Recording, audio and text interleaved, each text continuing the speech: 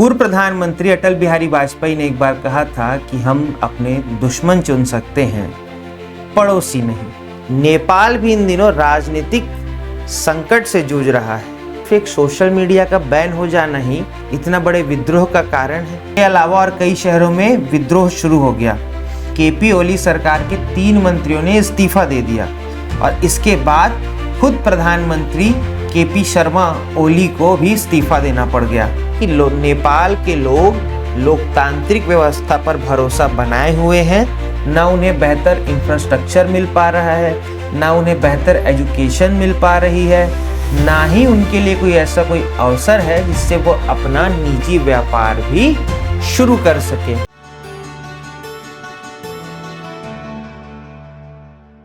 पूर्व प्रधानमंत्री अटल बिहारी वाजपेयी ने एक बार कहा था कि हम अपने दुश्मन चुन सकते हैं, पड़ोसी नहीं। बात सच भी है, क्योंकि भारत के पड़ोसी देशों में जैसी स्थिति चल रही है उस हिसाब से भारत काफी सुरक्षित देश की श्रेणी में आता है। जी हाँ, हम बात कर रहे हैं भारत के पड़ोसी देशों में मचे राजनीतिक उथल पुथल की। राजनीतिक उथल पुथल ऐसी कि सरकारें तक पलट दी गई। जी हाँ, मैं बात कर रहा हूँ बांग्लादेश, पाकिस्तान और श्रीलंका की, जहां पर लगातार क्राइसिस आ रहे थे। और इसी कड़ी में एक नाम और जुड़ गया है, वो है नेपाल। नेपाल भी इन दिनों राजनीतिक संकट से जूझ रहा है। संकट ऐसा कि वहां के युवा वर्ग ने ही विद्रोह शुरू कर दिया। विद्रोह ऐसा हुआ कि प्रधानमंत्री ओली तक को इस्तीफा देना पड़ गया। आप पेपर के माध्यम से, टीवी चैनलों के माध्यम से लगातार नेपाल के से जुड़े वीडियोस आप देख रहे होंगे, पढ़ रहे होंगे। पर हमें यह भी समझना होगा कि क्या वास्तव में सिर्फ एक सोशल मीडिया का बैन हो जाना ही नेपाल में इस अस्थिरता और इतना बड़े विद्रोह का कारण है? क्या सिर्फ 19 से लेकर 24 साल तक के ही बच्चे इस विद्रोह को इस स्तर पर ले जा सकते हैं कि वो सरकार तक पलट दे? कितने सोचने की बात है कि क्या सिर्फ एक सोशल मीडिया बैन हो जाने से लोगों में इतना आक्रोश हो सकता है? विचार करने की बात है। तो इसी विचार को हम समझते हैं, हम ये भी समझने का प्रयास करते हैं कि क्या वास्तव में सिर्फ सोशल मीडिया ही है सरकार के तख्ता पलट होने का, या फिर और कई सारे कारण हैं। तो हम शुरुआत करते हैं और समझने का प्रयास करते हैं कि सबसे पहले चीज़ कि नेपाल में अभी अपडेट क्या आ रहे हैं। तो मेरे पास जो जानकारी है, इस वीडियो को रिकॉर्ड करने तक मेरे पास जो जानकारी है मैं आपसे साझा कर रहा हूँ। माफ़ी चाहता हूँ, मुझे इसे देखकर पढ़ना पड़ रहा है क्योंकि मुझे ये तुरंत तत्काल अपडेट किया गया है। तो नेपाल सरकार ने 26 प्रमुख सोशल मीडिया प्लेटफॉर्म्स को बैन कर दिया था, जिसमें व्हाट्सएप, इंस्टा और यूट्यूब शामिल है। ठीक, इसके बाद से काठमांडू के अलावा और कई शहरों में विद्रोह शुरू हो गया। ठीक, और इसमें लगभग 19 लोग की मौत हो गई है और करीब 100 से 300 लोगों की घायल होने की भी जानकारी मिली है। इसके बाद प्रधानमंत्री विरोध इतना बढ़ गया कि पुलिस प्रशासन पर लोग हावी होने लगे, नेताओं के घर पर हमले होने लगे और स्थिति इतनी बिगड़ गई कि केपी ओली सरकार के 3 मंत्रियों ने इस्तीफा दे दिया और इसके बाद खुद प्रधानमंत्री केपी शर्मा ओली को भी इस्तीफा देना पड़ गया। और इस इस्तीफे के बाद से ये कयास लगाए जा रहे हैं कि नेपाल में एक अंतरिम सरकार का गठन बहुत जल्द होने वाला है। और हवाई यात्रा से भी जुड़े जो अपडेट आ रहे हैं कि नेपाल का त्रिभुवन एयरपोर्ट बंद कर दिया गया है। लखनऊ से जो फ्लाइट जाती है नेपाल के लिए वो भी बंद कर दी गई है। इसके अलावा और कई सारी फ्लाइटें जो नेपाल जाती हैं उन सब पर भी अभी रोक लगा दी गई है। सीमा सुरक्षा की भी तैयारी से जुड़े जो खबर आई है कि भारत ने नेपाल से सटे इलाकों में भी अपनी सुरक्षा बढ़ा दी है। और भारत का ये प्रयास है कि नेपाल के लोग जो कि विद्रोही हैं या विद्रोह से जुड़े हुए हैं वह भारत की तरफ ना आए। इसके साथ ही भारत के कई राज्यों के लोग जो इस समय नेपाल में हैं, भारत सरकार ये कोशिश कर रही है कि उन्हें शीघ्र वापस भारत में लाया जा सके। तो ये अपडेट थे जो अभी हमें प्राप्त हुए हैं नेपाल से जुड़े। इसके बाद हम आगे चर्चा करते हैं कि नेपाल में वास्तव में हो क्या रहा है। तो सबसे पहले जो ये वीडियो है, आपने जो मैंने इसका टाइटल दिया है, क्या जेनजी ने डुबा दी नेपाल सरकार, ये अपने आप में एक बहुत बड़े सोचने की बात है। अब उन कारणों की हम समीक्षा करते हैं जिसके कारण से ये विद्रोह को उत्पन्न हुआ ये माना जा रहा है। तो वो ये है कि सोशल मीडिया पर प्रतिबंध है, ये कारण बताया जा रहा है। 4 सितंबर 2025 को नेपाल की सरकार ने 26 सोशल मीडिया प्लेटफॉर्म्स को बैन कर दिया कि अब ये प्लेटफॉर्म्स नेपाल में संचालित नहीं हो सकते, या नेपाल में इन ऐप के प्रयोग वहां की जनता नहीं कर सकती। जिसके पीछे एक कारण ये बताया जा रहा है कि एक कारण सुरक्षा का कारण है, दूसरा ये सारे ऐप नेपाल में पंजीकरण नहीं है, जिसके कारण से नेपाल सरकार ने यह कड़ा कदम उठाया। ठीक, इसके बाद से युवा वर्ग जो है वो विशेष रूप से इस पर नाराज हो गया।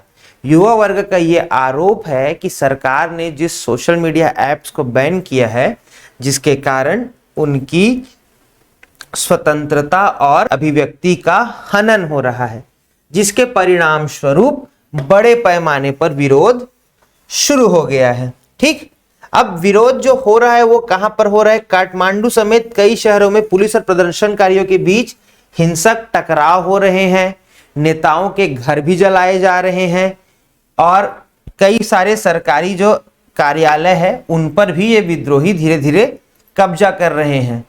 और इस पूरे घटनाक्रम में करीब 19 लोगों की मौत होने की जानकारी मिली है। इसके साथ ही 300 से ज्यादा लोग घायल भी हुए हैं, जो नेपाल की तरफ से जो सूचना आ रही है उसके अनुसार। इन सब घटनाओं के बाद नेपाल की सरकार ने डैमेज कंट्रोल के लिए कुछ कदम उठाए हैं, हम उसको समझते हैं। सरकार ने जबरन सोशल मीडिया बंदी वापस ले ली है और पीड़ितों के परिवार को मुआवजा और इसके साथ ही घायलों को बेहतर इलाज देने का प्रबंध कर दिया है। इसके अलावा प्रधानमंत्री केपी शर्मा ओली ने भी इस्तीफा दे दिया है, जिन्होंने हिंसा के लिए विदेशी हस्तक्षेप को जिम्मेदार ठहराया। मतलब आप ये समझिए कि जो प्रधानमंत्री है वो ये कह रहे हैं कि नेपाल में जो भी विद्रोह हो रहे हैं या विरोध हो रहा है उनके सरकार का, वो विदेशी हस्तक्षेप के कारण हो रहा है। अब समझने वाली बात यह है कि उनका इशारा किसकी ओर है, क्या वो भारत को ही कह रहे हैं या फिर कुछ और। पर स्थिति ये है कि वो इस वक्त दुबई में है, उन्हें अपने पद से इस्तीफा देना पड़ गया। ठीक, अब इस्तीफा होने के बाद राजनीतिक अस्थिरता आ गई है नेपाल में, जिसके कारण कई शहरों में कर्फ्यू लगा दिया गया है और एयरपोर्ट समेत कई क्षेत्रों का उपयोग प्रतिबंधित कर दिया गया है। ठीक, सुरक्षा और जांच के लिए विशेष पैनल का भी गठन कर दिया गया है। तो आप ये समझिए कि इस विद्रोह के बाद सरकार को अस्थिर हो चुकी है। जो सरकार अभी चल रही है, चाहे वो राष्ट्रपति शासन से चले, उस स्थिति में नेपाल के लोगों को सुरक्षित रखने और नेपाल में शांति बनाए रखने के लिए कुछ निर्णय लिए गए हैं, जिसके तहत एयरपोर्ट को कई क्षेत्रों को प्रतिबंधित कर दिया गया है और सुरक्षा और जांच के लिए विशेष पैनल का गठन किया गया है। अब हम देखते हैं कि भारत और अंतर्राष्ट्रीय स्तर पर नेपाल में जो विरोध चल रहा है, नेपाल में जो विद्रोह चल रहा है, उसको लेकर क्या क्या प्रयास किए जा रहे हैं। तो भारत के विदेश मंत्रालय ने घटनाओं पर करीबी नजर रखने की बात कही है और इसके साथ ही भारत ने वहां रह रहे नागरिकों को सतर्क रहने की सलाह दी है और ये प्रयास भी कर रही है भारत कि अगर वो लोग वापस भारत आना चाहते हैं तो वो भारत आ भी सकते हैं। इसके अलावा नेपाल सीमा के समीप बिहार में सुरक्षा बढ़ा दी गई है। उत्तर प्रदेश के भी कई जिले जो कि नेपाल से सटे हुए हैं, वहां पर भी सुरक्षा व्यवस्था का जो इंतजाम है उसको और कड़ा कर दिया गया है। संयुक्त राष्ट्र ने भी नेपाल की स्थिति पर चिंता जताई है और संयम बनाए रखने की अपील की है। ठीक, अब वहां की जो मीडिया है और वहां की जो तरफ से नेपाल की जो अंतरिम सरकार जो चल रही है राष्ट्रपति शासन की तरफ से, उसके तरफ से जो स्टेटमेंट आ रहा है उस स्टेटमेंट को हम समझते हैं कि वो कहना क्या चाह रहा है। विकिपीडिया में जब हमने रिसर्च किया तो सरकार के ये जो कहना है कि इस आंदोलन को जेनजी प्रोटेस्ट के रूप में वर्गीकृत किया गया है, जिसका स्वरूप एंटी करप्शन आंदोलन, गवर्नेंस की पारदर्शिता और सोशल मीडिया मंचों पर की बहाली के लक्ष्य पर केंद्रित था। इसमें नेपाल की लोकतांत्रिक प्रणाली को खंडित करने जैसा तख्ता पलट नहीं दिखाया गया है। मतलब आप ये समझिए कि जो सोर्स है, जो इस आंदोलन की जो सोर्स है, जिसके अनुसार जो जानकारी मिल रही है, उनका ये कहना है कि नेपाल के लोग लोकतांत्रिक व्यवस्था पर भरोसा बनाए हुए हैं, वो लोकतंत्र पर किसी प्रकार का आघात नहीं कर रहे हैं। उनका विरोध भ्रष्टाचार के लिए है, उनका विरोध सरकारी कामों की पारदर्शिता से है और उनका विरोध अभिव्यक्ति की स्वतंत्रता कहे जाने वाले सोशल मीडिया से है। तो ये बात कही जा रही है आंदोलन के लिए कि आंदोलन जो है वो जेनजी का एक के आंदोलन के रूप में वर्गीकृत किया गया है। अब सामान्य भाषा में आपके मन में ये उठ रहा होगा कि जेनजी क्या है। आप बहुत से लोग इंस्टाग्राम पर एक्टिव रहते हैं तो उसमें रील्स में बार बार एक जेनजी करके शब्द का प्रयोग किया जाता है। अब जहां तक मुझे ये जानकारी है, जेनजी का अर्थ ये होता है ऐसे लोग जिनकी पैदाइश 1997 से 2012 के बीच हुई है, उन्हें जेनजी कहा जाता है। ये वर्ड जापानी शब्द से है जो एक पूरे जनरेशन को दिखाने की कोशिश करता है।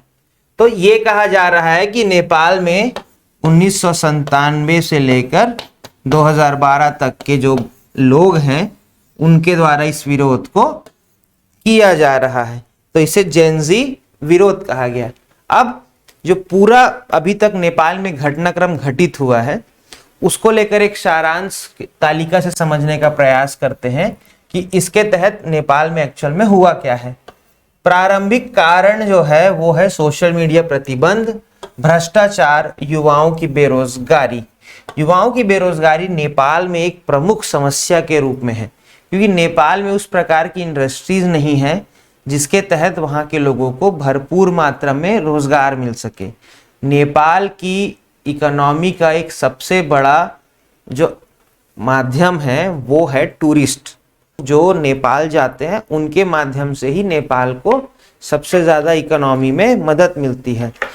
इसके साथ ही नेपाल का अपना खुद का इंफ्रास्ट्रक्चर इतना डेवलपमेंट नहीं है, जिसके कारण अक्सर नेपाल के युवाओं को भारत में आकर किसी न किसी रोजगार से जुड़ना पड़ता है। तो वहाँ के लोगों की एक नाराज़गी ये भी है कि सरकार हमें उस प्रकार का इंफ्रास्ट्रक्चर नहीं दे पा रही है जिसके कारण हम अपने ही देश पर रहकर कुछ कर सके। तो ये युवाओं की एक नाराज़गी का एक सबसे बड़ा कारण है। दूसरा कारण है भ्रष्टाचार। भ्रष्टाचार भी नेपाल में अपने चरम पर है कि ये कहा जाता है कि वहाँ की जो सरकारें हैं वो लगातार अपने ही लोगों को विशेष ध्यान दी जा रही है। आम जनता से जुड़े कोई भी इंफ्रास्ट्रक्चर डेवलपमेंट नहीं हो पा रहे हैं। इसके अलावा एक आरोप सरकार पर यह भी लग रहा है कि सरकार नेपोटिज्म पर चल रही है। नेपोटिज्म का अर्थ अगर हम सामान्य भाषा में, हम भारत में रहते हैं और बॉलीवुड पे चलते हैं तो बॉलीवुड में ये शब्द बहुत प्रयोग होता है नेपोटिज्म, कि अगर मैं कोई एक बड़ा प्रोड्यूसर हूँ, डायरेक्टर हूँ या कुछ भी बड़े पद पर हूँ तो मैं अपने बच्चे को भी उसी चीज़ में आगे करना चाहता हूँ। ये नेपोटिज्म है। तो सेम चीज़ नेपाल में भी हो रही है कि वहाँ के नेता अपने ही बच्चों को आगे राजनीति में सक्रिय कर रहे हैं, आगे उनकी इंडस्ट्रीज में हो रही है। तो आम जनता को विकास करने का अवसर नेपाल में नहीं मिल पा रहा है। ठीक, हिंसक परिणाम क्या हुए हैं? हिंसक परिणाम ये हुए हैं कि 19 लोगों की मौत हो गई है और सैकड़ों लोग अभी घायल हैं। आंदोलन का स्वरूप क्या कहता है? आंदोलन का स्वरूप व्यापक जन आक्रोश है। जेनजी के द्वारा इसका नेतृत्व किया जा रहा है। जेनजी का अर्थ है 1997 से लेकर 2012 तक जो लोग पैदा हुए हैं वो सभी जेनजी के अंतर्गत आते हैं। अब सरकार की प्रतिक्रिया क्या है? प्रतिबंध वापस ले लिया गया है, मृतकों को मुआवजा दे दिया गया है और प्रधानमंत्री सहित कई मंत्रियों ने अपने पद से इस्तीफा दे दिया है। अब अंतर्राष्ट्रीय प्रभाव क्या पड़ सकता है इस पर? भारत की सतर्कता यहाँ पर बढ़ जाएगी, नेपाल के प्रति सीमा बंधक उपाय करने होंगे। यूएन की भी चिंता बढ़ गई है, क्योंकि किसी भी देश में अगर अराजकता फैलती है तो उस देश में जिन जिन देशों का इंटरेस्ट है उन पर भी प्रभाव पड़ता है। इस नाम से यूएन भी इस पर चिंतित है। क्या यह तख्ता पलट है? अगर इसे हम दो तरीके से देखें तो तख्ता पलट का तात्पर्य होता है एक सरकार को पूर्णतः गिरा कर उसकी जगह पर दूसरी सरकार बनाना, या यूं कहा जाए कि किसी प्रधानमंत्री को पद से हटा देना, इसे तख्ता पलट कहते हैं। पर जो आंदोलन है, आंदोलन की तरफ से जो जानकारी दी जा रही है वो ये है कि नहीं, यह लोकतांत्रिक मूल्यों और उत्तरदायित्व की मांग था, अतः इसे तख्ता पलट ना कहा जाए। क्योंकि सामान्य भाषा में अगर हम समझे तो तख्ता पलट में सरकार को हटा दिया जाता है, परंतु इसमें शर्मा ने इस्तीफा दिया है। हालांकि उन्होंने इस्तीफा भी दबाव में आकर दिया है, तो एक हिसाब से कहा जाए तो ये तख्ता पलट है भी, और एक हिसाब से समझे तो ये तख्ता पलट नहीं भी है।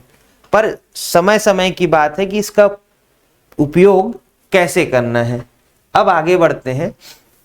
अब इसके कारण की हम समीक्षा करते हैं कि जो तत्काल कारण क्या थे। नेपाल सरकार ने 26 प्रमुख प्लेटफॉर्म को पंजीकरण ना करने पर ब्लॉक किया, जैसा हमने पहले भी चर्चा कर लिया है। युवा वर्ग ने इसे अभिव्यक्ति की सेंसरशिप माना और वहीं तत्काल रोष जागृत करने वाला कारण बना।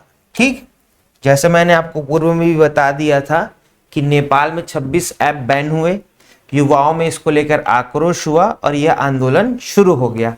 पर सिर्फ ये आंदोलन जो है वो सोशल मीडिया का आंदोलन नहीं है, ये और भी कई कारण हैं। तो क्यों यह केवल सोशल मीडिया का मामला है, इसके गहरे कारण है, उस समझने का प्रयास करते हैं। तो पहला जो एक कारण हमको समझने में आया वो है भ्रष्टाचार और नेपोटिज्म। ठीक, क्या है वहां पे सिस्टम? युवाओं ने सोशल मीडिया पर राजनेता अधिकारियों के परिजनों की लग्जरी तस्वीरें और नेपो किड्स ट्रेड चला रखा था। अब आप ये समझिए कि वहां के युवाओं ने सोशल मीडिया पर जो बड़े सरकारी अधिकारी हैं, चाहे वो राजनेता हों, उनके बच्चों की लग्जरियस लाइफ को लेकर नेपो किड्स का ट्रेंड चल रहा था। जैसे भारत में भी ट्रेंड चलता है, हैशटैग चलते हैं, ये सारी चीजें नेपाल में भी चल रही थी। क्योंकि नेपाल के युवाओं का यह आरोप था कि जो सब सुविधाएं या जो मौके राजनेता और अधिकारियों के बच्चे को मिल पा रहे हैं, वैसी सुविधाएं या उसकी आधी भी सुविधा नेपाल की आम जनता को नहीं मिल पा रहा है। ठीक, चला कर दिखाया कि आम युवाओं के सामने अवसर और न्याय नहीं है। यही कारण है कि नाराजगी बढ़ गई और रिपोर्ट के अनुसार यही इस आंदोलन का सबसे प्रमुख कारण है। दूसरा जो एक कारण हमको समझ आया, आर्थिक असुरक्षा, युवा बेरोजगारी। अब आप इस चीज को समझिए कि युवा बेरोजगारी हाई है नेपाल में। वर्ल्ड बैंक के अनुसार कि 15 से 24 साल के बच्चे जो कि जेनजी की श्रेणी में आते हैं, ठीक है, 20% ऐसे हैं जिनके पास अपने रोजगार के कोई साधन नहीं है। 15 से 20 साल के युवा जो होते हैं, जो नेपाल में जिनके पास किसी भी प्रकार के कोई अवसर नहीं है, ना उन्हें बेहतर इंफ्रास्ट्रक्चर मिल पा रहा है, ना उन्हें बेहतर एजुकेशन मिल पा रही है, ना ही उनके लिए कोई ऐसा कोई अवसर है जिससे वो अपना निजी व्यापार भी शुरू कर सके। इसके साथ ही वहां पर प्राइवेट सेक्टर में भी रोजगार के अवसर बहुत सीमित हैं, जो एक प्रमुख कारण है जेनजीस के आंदोलन का। ठीक, उसके बाद हालिया घोटाले और स्पष्ट शिकायतें हैं, ये भी एक बड़ा मसला है। सरकार के कुछ हालिया स्कैंडल हैं, जैसे एयरपोर्ट विजिट वीजा घोटाला से जुड़ी रिपोर्ट और गृह मंत्री पर उठे आरोप। ठीक, जब भी कोई सरकार के खिलाफ कोई स्कैंडल का मामला आता है या कोई भी भ्रष्टाचार उजागर होता है, इसका प्रभाव कहीं ना कहीं उस सरकार पर और सबसे ज्यादा प्रभाव आम जनता पर पड़ता है। क्योंकि जब भी कोई स्कैंडल उजागर होता है तो आम जनता के मन में उस सरकार के प्रति, उस नेता के प्रति इतना आक्रोश उत्पन्न हो जाता है कि वे उसके विरोध में आ जाते हैं, उसके विद्रोह में आ जाते हैं। कभी कभी ये विद्रोह चुनाव में देखने को मिलता है, और अगर ये विद्रोह इतना बढ़ जाए कि सरकार को एक मिनट भी सहना मुश्किल हो जाए, तो यह विद्रोह सड़कों पर आता है। और सड़कों पर जब भी विद्रोह कोई आया है और आम जनता ने इस पर भरपूर अपना सहयोग दिया है, उसने सरकार को उखाड़ कर ही फेंका है। भारत में भी ये एक बार ऐसा ही एक आंदोलन हुआ था, जिसके बाद से सरकार को इस्तीफा देना पड़ गया था। अब ये आपकी बुद्धिमत्ता और आपके विवेक पर छोड़ते हैं कि मैंने भारत के किस आंदोलन का जिक्र किया। ठीक, भ्रष्ट अधिकारियों की जवाबदेही भी मांगी। इसके बाद गृह विभाग मंत्री और अन्य मंत्रियों के भी इस्तीफे देने पड़ गए। ठीक, अब एक कारण और है, राजनीतिक अस्थिरता और संस्थागत भरोसे की कमी है। ठीक, नेपाल जो है वो पूर्व में राजशाही था, फिर वो लोकतांत्रिक बन गया। साल 2005 के करीब नेपाल में पुनः एक बार राजशाही चालू हो गई थी। इसके बाद फिर नेपाल लोकतांत्रिक देश बन गया। तो समस्या ये है नेपाल की कि वो वास्तव में लोकतांत्रिक है या राजशाही है, इसके बीच आपस में संघर्ष तो चल ही रहा है। इसके अलावा वहां पे लगातार राजनीतिक अस्थिरता भी बनी हुई है, क्योंकि वहां पर जो पार्टियां हैं उनमें कोई एक पार्टी की स्पष्ट बहुमत की सरकार नहीं आती, जिसके कारण भी ये समस्या बनी हुई है। दूसरा चीज, अपने पड़ोसी देशों से भी संबंधों के मामले में नेपाल के साथ कई समस्या है। भारत और नेपाल के रिश्ते उतने बेहतर नहीं हैं। नेपाल और चीन के रिश्ते बेहतर हो रहे हैं, जिसका प्रभाव भारत पर भी पड़ता है।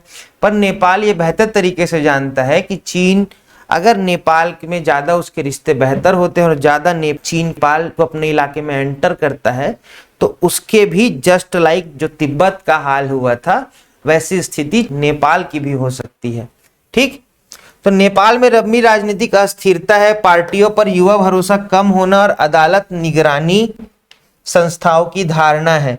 इन सब ने मिलकर युवाओं के जो आक्रोश है उसको जमीन पर ला दिया, और जमीन पर ऐसा लाया, इतने लोग इस आंदोलन से जुड़े, और आंदोलन का परिणाम ये हुआ कि वहां की जो सरकार है वो गिर गई। अब आगे बढ़ते हैं कि इस आंदोलन को मजबूती देने में सोशल मीडिया के क्या भूमिका रही। अब आप इस चीज को समझिए, और कितनी मजेदार बात है ये समझिए कि जिस आंदोलन जिस चीज को प्रतिबंध करने के नाम पे लगाया गया था, सबसे ज्यादा लोगों को उत्तेजित और लोगों तक ये सूचना पहुंचाने का काम भी उसी प्लेटफॉर्म ने किया है। जी हाँ, सोशल मीडिया को ही नेपाल में बैन किया गया था, और सोशल मीडिया पर ही इस आंदोलन का सबसे ज्यादा प्रचार प्रसार हुआ है। तो हुआ क्या था कि ऑर्गेनाइजेशन ने जब सोशल मीडिया को बैन कर दिया नेपाल ने, तो एक वीपीएन होता है जिसके तहत, सामान्य भाषा में अगर कहूं तो वीपीएन का अर्थ ये होता है कि ऐसे एप्स जो कि अगर किसी स्थान पर बैन है, तो आप वीपीएन डालकर अपनी लोकेशन अन्य देश पर कर सकते हैं जहां पर वो ऐप चालू है, जिसके माध्यम से आप उस ऐप को डाउनलोड कर सकते हैं। एक उदाहरण के तौर पे देता हूं कि जैसे भारत में टिकटॉक अभी बैन है, ठीक है, तो आप वीपीएन के माध्यम से अपनी लोकेशन पाकिस्तान कर सकते हैं। पाकिस्तान में टिकटॉक चालू है, ठीक है, तो आप उस माध्यम से इसको डाउनलोड कर लोकेशन के आधार पर आप अपनी लोकेशन चेंज करके वहां के लोकेशन के अकॉर्डिंग टिकटॉक को डाउनलोड कर सकते हैं। ठीक, अब एविडेंस वायलिटी नेपोकिट पोस्ट ने भ्रष्ट संबंधी भावनाओं को दृश्यमान बनाया और व्यापक असंतोष को एक टैग कहानी में बदल दिया। ठीक, जो हैशटैग नेपोकिड्स करके जो ट्रैक चल रहा था नेपाल में, वो भी एक बड़ा कारण था। ठीक, अब ये समझिए कि हिंसा का विस्तार और जवाबदेही पर क्या हुआ है। ठीक, कठोर सुरक्षा कार्यवाही की गई है, कई स्थानों पर भारी गोलियां और बल का भी प्रयोग किया गया है, भीड़ अनियंत्रित हो गई है और ह्यूमन राइट्स का भी हनन हुआ है, ऐसा कहा जा रहा है। ठीक, लेकिन वहीं पे कुछ लोगों का यह कहना है कि यह जो विद्रोह है वह नेपाल की बुनियादी और राजनीतिक नवीनीकरण का एक सबसे बड़ा कारण बनेगी, जैसा कि पीएम के इस्तीफे के साथ हुआ है, बोला जा रहा है। ठीक, अब ये सब होने के बाद जो सरकार की तरफ से इस्तीफा देने से पहले केपी ओली की सरकार ने क्या कहा है, हम उस पर भी समझते हैं। प्रधानमंत्री और सरकार ने कुछ जगहों पर बाहरी हस्तक्षेप के भी आरोप लगाए हैं।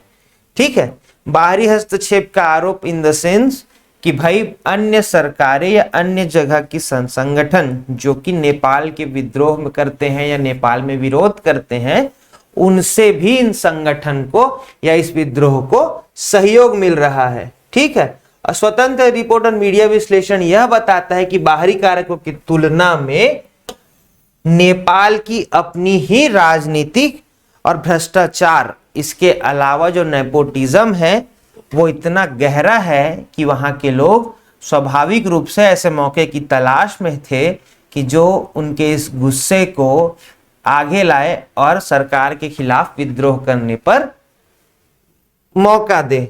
तो ये हुआ है इस बार। ठीक, अब आगे बढ़ते हैं।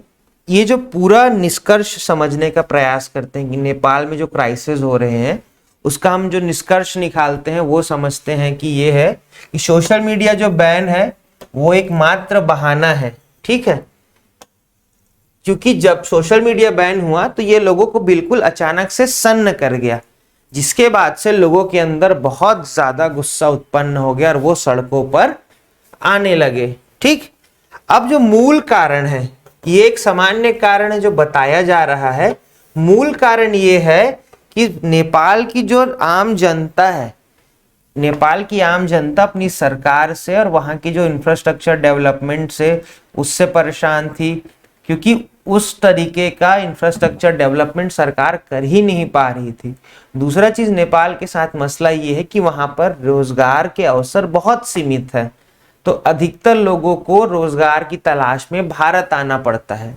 इसके साथ ही जो 15 से 24 वो वर्ग जिसे एक्चुअल में एजुकेशन की आवश्यकता है, नेपाल में वैसा हाई क्लास एजुकेशन सिस्टम नहीं है जिसके कारण बच्चों को नव सृजन करने के लिए या नौकरी मिलने के लिए कोई बेहतर स्किल या एजुकेशन मिल सके। ये भी एक अपने आप में एक बड़ी समस्या है। ठीक, अब एक और कारण है कि सोशल मीडिया ने इस आंदोलन में मात्र तेजी लाई है। ठीक है, लेकिन आंदोलन का असली और सटीक वजह उस सरकार की नाकामी ही है, ये सरल भाषा में समझे तो कहा जा रहा है। ठीक, अब आप ये समझिए कि अगर आग पड़ोसी के घर पर लगी है तो मैं मान गया कि आपके घर पर आग नहीं आ सकती, पर कुछ हवा के द्वारा कुछ छींटे या कोई चिंगारी आपके भी आग घर पे तो लग सकती है। तो मैं ये कहता हूं कि आपका घर पूरा तो नहीं जलेगा, पर शायद कोई एक इलाका जल जाए जिससे आपको काफी नुकसान होने की संभावना है।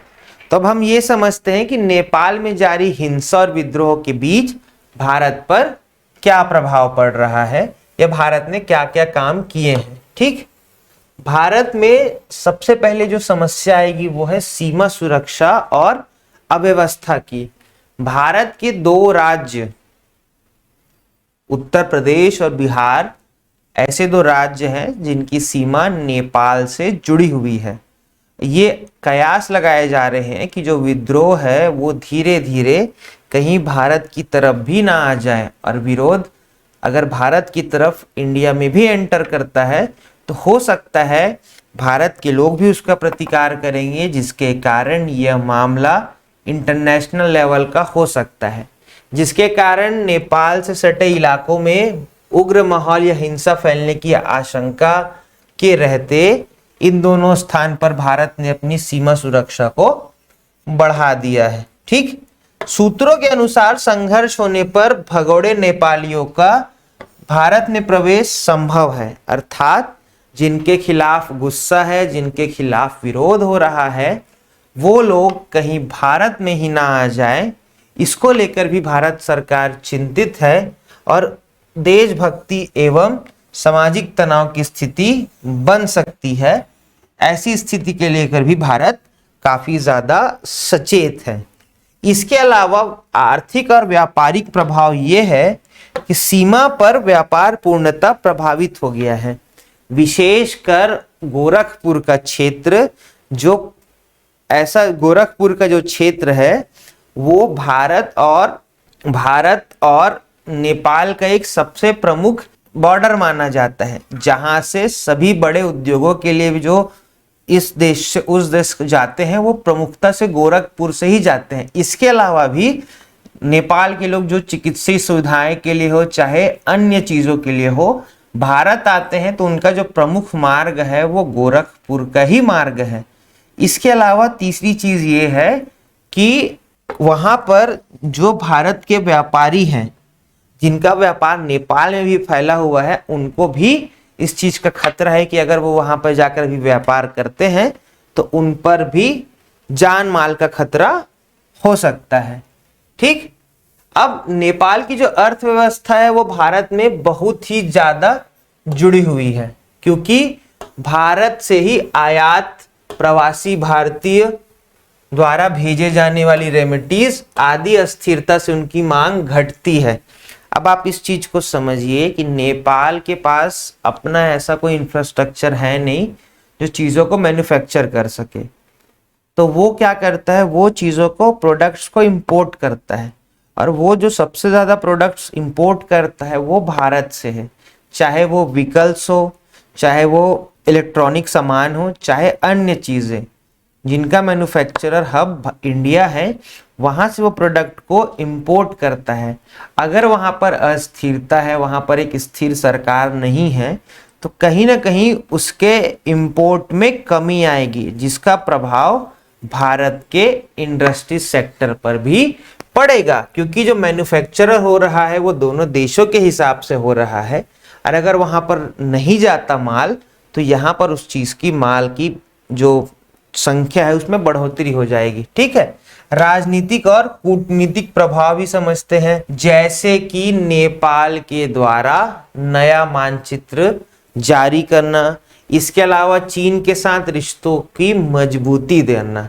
अब आप ये समझिए, नेपाल जो है ना वो एक ब्लैकमेल गर्लफ्रेंड की जैसे हो गई है, जो ये कहती है कि मैं तुम्हारे साथ रहूंगी भी नहीं, पर तुम ही से ही खर्चा पानी चाहिए, और उसके बाद तुम बोलते हो कि रुक मेरे पास अभी पैसे नहीं है, तो वो बोलती है मैं जा रही हूं चीन के साथ। तो ये स्थिति हो गई है नेपाल की। अब स्थिति ये है नेपाल की कि चूंकि वो तो आपकी गर्लफ्रेंड है, तो उसके साथ अगर कुछ भी गलत हो रहा है तो आपकी मजबूरी हो जाती है उसे वहां से बचाना, क्योंकि आप तो उससे मोहब्बत कर रहे हैं। तो यही चीज अभी जारी होती है भारत नेपाल के संदर्भ में। ठीक, अब इस हिंसा के बाद से ओली ने इस्तीफा दे दिया और राजनीतिक अस्थिरता बढ़ते देखकर एक अंतरिम प्रधानमंत्री की भी घोषणा कर दी गई है, जिनका नाम अभी तक स्पष्ट नहीं हो पाया है। नाम स्पष्ट इस नाम से नहीं हो पाया क्योंकि मैं अगर रिकॉर्ड करने यहाँ पर आया हूँ तो मैं सारी जानकारी को वहां पर छोड़ कर आया हूँ। अगर कोई जानकारी मिलती है इस वीडियो के बाद भी तो हम बिल्कुल उसको अपडेट करने का प्रयास करते हैं। ठीक, इसके साथ ही भारत ने भी ये स्पष्ट किया है कि वो लोकतांत्रिक प्रक्रिया को सुनिश्चित करने के लिए भी महत्वपूर्ण भूमिका निभाने को तैयार है, जैसा कि वो समय समय पर करते आया है। ठीक, अब इसके अलावा मनोरंजन और चिकित्सा पर्यटन क्षेत्र पर भी इसका प्रभाव पड़ा है। नेपाल भारतीयों का प्रमुख पर्यटन केंद्र और मेडिकल ट्रीटमेंट स्थल रहा है। जैसे मैंने आपको पहले भी बता दिया था कि नेपाल के लोग भारत में आते हैं घूमने के लिए और भारत के लोग नेपाल जाते हैं घूमने के लिए। इसके अलावा नेपाली लोग जो होते हैं वो मोस्टली भारत में ही आकर अपना ट्रीटमेंट करवाते हैं। एम्स गोरखपुर जैसे आपने नाम सुना ही होगा, वहां पर बहुत जो मोस्ट ऑफ द जो ट्रीटमेंट करवाने आते हैं वो नेपाली लोग ही करवाते आते हैं। ठीक, इसके अलावा स्थानीय भारत में भी पर्यटन प्रभावित हो गया, हॉस्पिटल सेवाओं में खासी मार हो रही है, मानवीय और प्रशासनिक प्रभाव भी पड़ रहा है। ठीक, अब भारत को के फंसे नागरिकों की सुरक्षा सुनिश्चित करनी है। अब जो लोग नेपाल के लोग हैं यहाँ पर, उनको अभी की स्थिति में वापस नेपाल भेजना भी अपने आप में एक खतरा हो सकता है। तो भारत के साथ अभी दो समस्याएं हैं। पहली समस्या तो ये कि जो लोग नेपाल के लोग भारत में हैं उनकी सुरक्षा सुनिश्चित करना और कैसे उन्हें सुरक्षित तरीके से नेपाल पहुंचाना। दूसरी एक समस्या है कि नेपाल में जो भारतीय हैं उनको किस प्रकार से सुरक्षित वहां से निकाल कर वापस भारत लाया जा सके। तो ये जो दोनों चीजें हैं वो भारत के साथ अभी है।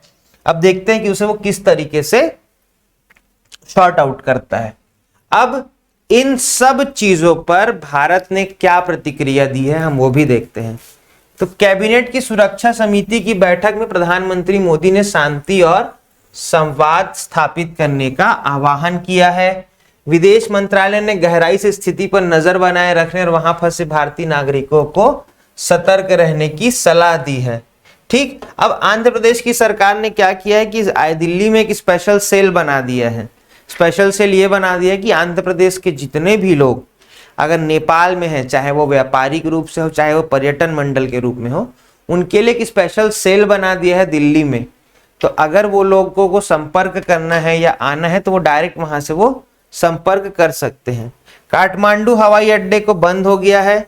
लखनऊ और दिल्ली जैसे स्थानों से जो है रास्ता को बंद कर दिया गया है। ठीक, गोरखपुर सलोनी सीमा क्षेत्र पर यातायात बेहद प्रभावित हुआ है। टूरिस्ट और मेडिकल यात्रा लगभग रुक गई है, जिससे स्थानीय व्यवस्थाओं को भारी हानि हो गई है। ये सारी चीजें हमने पूर्व में भी चर्चा कर ली है। ठीक, अब आगे बढ़ते हैं। अब मैं आपको ये बता रहा हूं कि हमने जो जानकारी इकट्ठा की है, ये जानकारी जो है वो मेरी नहीं है। ये जानकारी जो है मैंने कई स्रोतों से जानकारी इकट्ठा की है। तो अगर कोई भी मान लो अगर कोई स्रोत गलत होता है तो इसके लिए आप उस वेबसाइट पर जा सकते हैं। उस वेबसाइट पर आप जाकर पूरे रिसर्च कर सकते हैं। मैंने जो आपको जानकारी दी वो आपके लिए उपयोगी हो, आपके लिए जरूरी हो, उस हिसाब से मैंने आपको यह जानकारी दी है।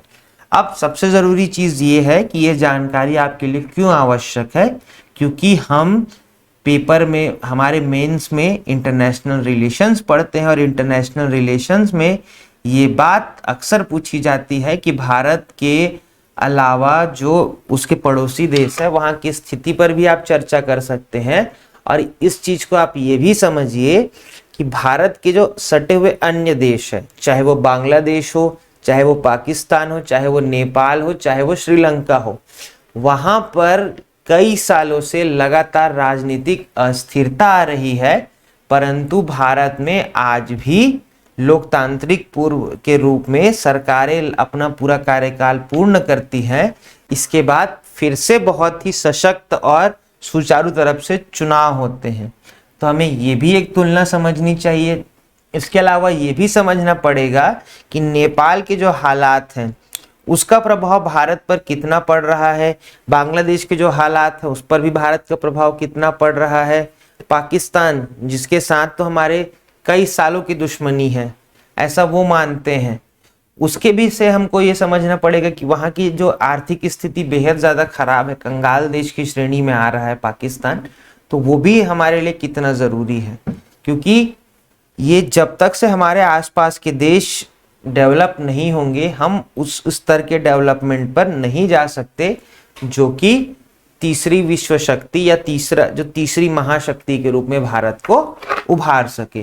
तो ये सारे स्रोत हैं, हम इस स्रोत को मैं भी आपसे साझा कर लेता हूं। अगर आपको किसी चीज के बारे में और ज्यादा डिटेल से पढ़ना होगा तो आप इन स्रोतों पर भी जा सकते हैं। ठीक है, उम्मीद है आपको यह वीडियो पसंद आया होगा। आपको अगला कौन सा वीडियो जानना है या किस वीडियो पर आपको लगता है कि हमें रिसर्च करनी चाहिए, तो आप बिल्कुल उसे कमेंट बॉक्स पर दें और मैं पूरी कोशिश करूंगा कि जल्द से जल्द आपके सुझाए गए जो टॉपिक्स हैं वो आप तक पहुंचाए जाए। तब तक के लिए नमस्कार।